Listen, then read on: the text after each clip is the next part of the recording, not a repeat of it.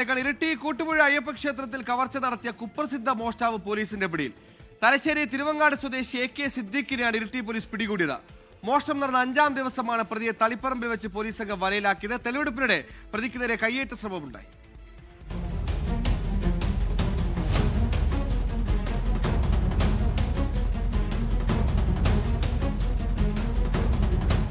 കഴിഞ്ഞ ഫെബ്രുവരി 28-ാം തീയതിയാണ് കൂട്ടുപുഴ അയ്യപ്പ ക്ഷേത്രത്തിന്റെ ഭണ്ഡാരവും ഓഫീസും കുത്തിത്തുറന്ന് മോഷണം നടന്നത്.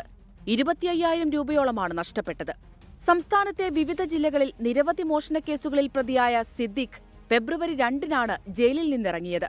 കൂട്ടുപുഴ പേരട്ടിയിൽ വാടകയ്ക്ക് മുറിയെടുത്ത് താമസിച്ച് കൃത്യമായ പ്ലാനിങ്ങോടെയായിരുന്നു ക്ഷേത്രത്തിൽ കവർച്ച നടത്തിയത്.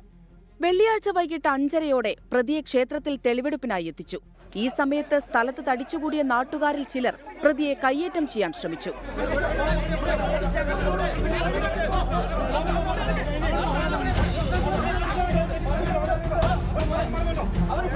ഉടൻ തന്നെ പോലീസ് ഇടപെട്ട് നാട്ടുകാരെ പിന്തിരിപ്പിക്കുകയും പ്രതിയെ സുരക്ഷിതമായി വാഹനത്തിൽ കയറ്റുകയും ചെയ്തു.